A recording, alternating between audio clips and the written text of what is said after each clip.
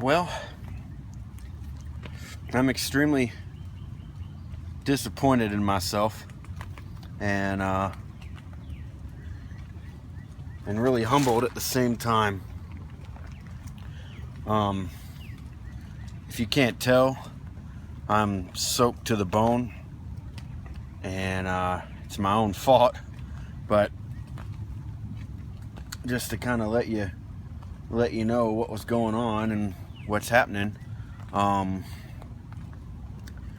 came out today to slowly start moving further up the creek that I live by, and I knew it was just going to be a big mess back here, just for the sheer fact that I haven't been back here. Hold on, there's an airplane. I came out here because after about 1.5 years now, the creek / river that I live by is finally down enough for me to start pushing back into the core land that I was exploring about 2 years ago. And at the same time, I had plans to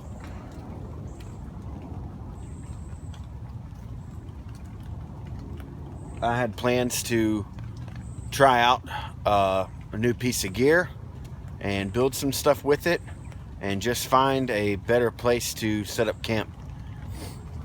And instead, what happened was I got completely dumped on. I mean, just soaked to the bone, wet, and this is probably the worst tarp setup that I've ever had. And I can honestly say, if it wasn't for me bringing my new machete out, I wouldn't have even been able to get this far. I had to cut down saplings and make a new one to tie off to, and these were the 2 biggest trees that I could find to tie off to that was on somewhat flat ground that wasn't in a swamp. And man, it's just been a doozy today. But with that said, really humbled me, because I was being arrogant and cocky, thinking that what I was wearing and my Gore-Tex jacket would be fine, and moving through the brush and all that, it's soaking wet, and it just got everything wet on me. The rain itself didn't catch me off guard. I knew it was supposed to rain today. It's been raining all morning, and I left when we had a break before the second round started, and it started before I was ready to, and I probably walked 20 minutes in a downpour trying to find something suitable, and this was the best that I could find that wasn't either hanging off the edge on a riverbank or just in some of the thickest stuff that you couldn't even move through.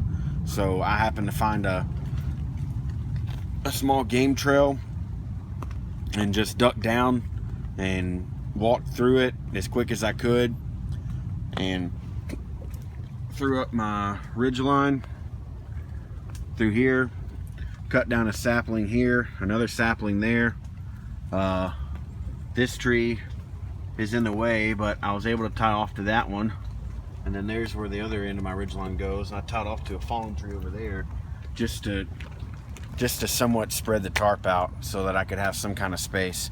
What I originally was wanting to do, and I'll come back out here and get it done, this is just part of it, you know, was I was wanting to, this is what I'm sitting on. I've got a drum liner, but I'm also sitting on a product that my buddy John Baker at JB's Outdoor Supply made, and it's a hammock chair.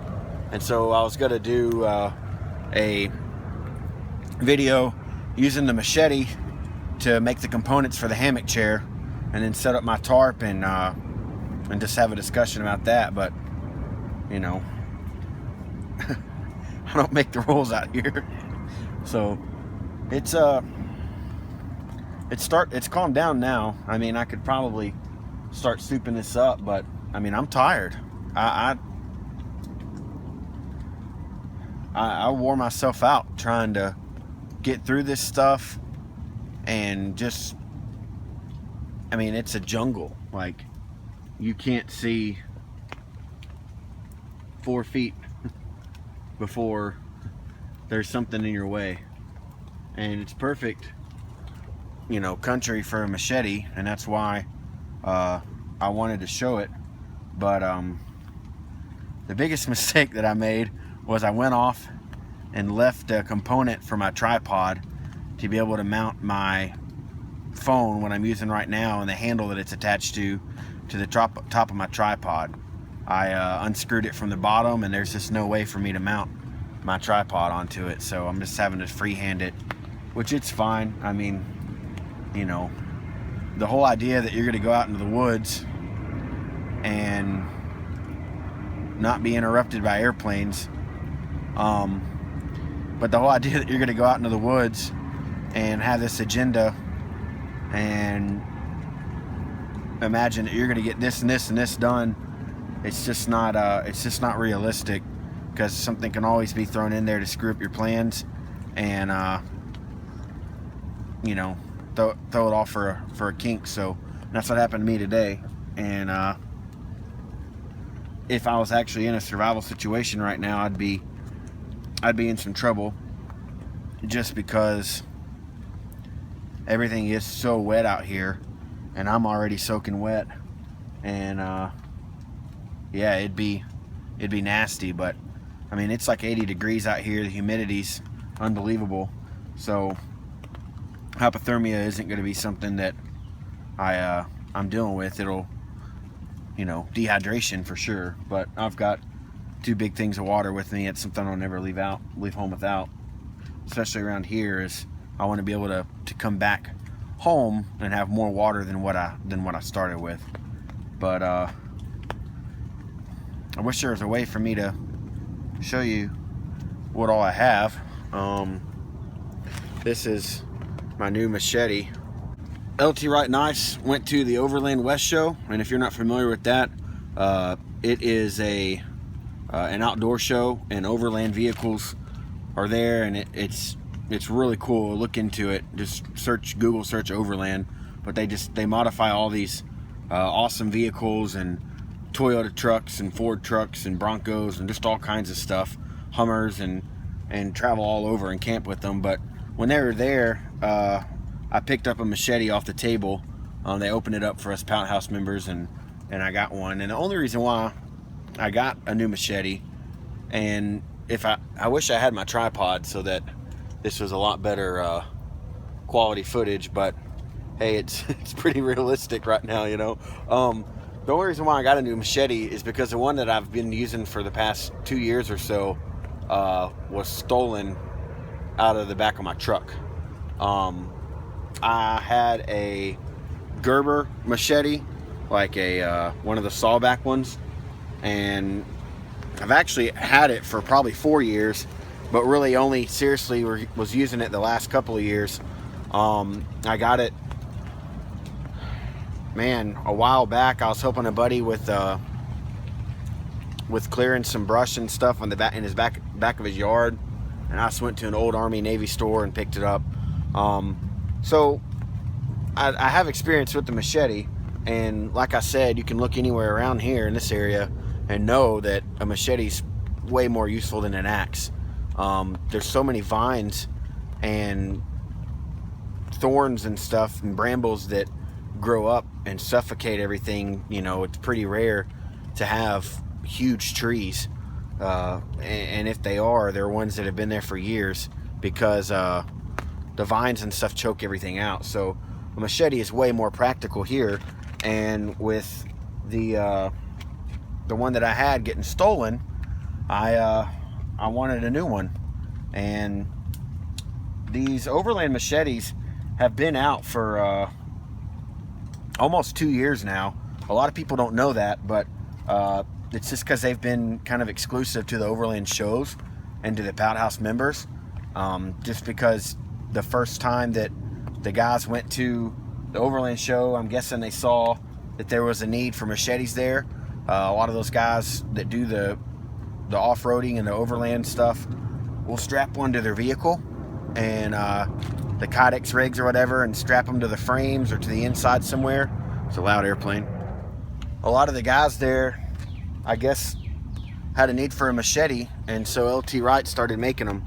And the one that I got, it's black with the mountain finish and red liners, and then it's got a Cryptek Highlander sheath. And I didn't custom this or anything. This was just one that was on the table, and I didn't even know it had liners until after I'd said I'll take it. But I can tell you right now, I love the mountain finish. It's actually where they take the micarta handles, and then they hand form each one of these ridges, and I can try to get you a better close-up of it here. So there's the red liners. And if I had my tripod, I'd be able to go into a lot more detail than this. But the sheath is really interesting, and this is something that Mikey was saying in the Blade Show video. But he mentioned that they made the sheath the way it is so that you can use it to dig, kind of that blended tip, the squared off tip like that.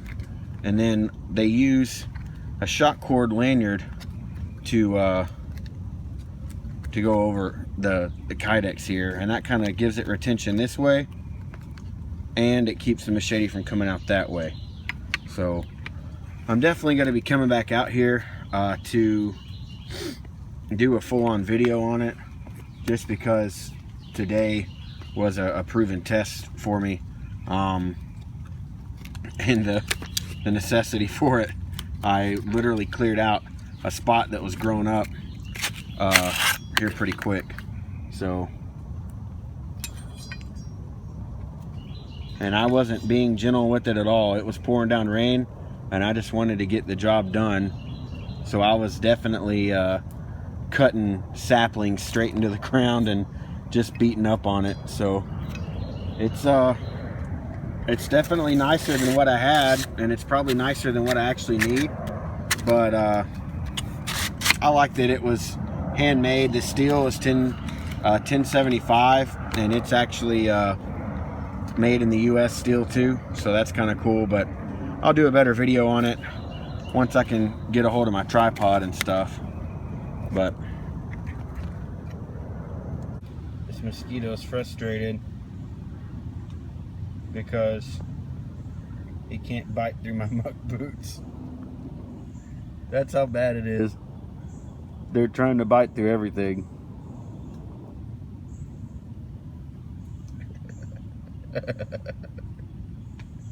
Welcome to Texas.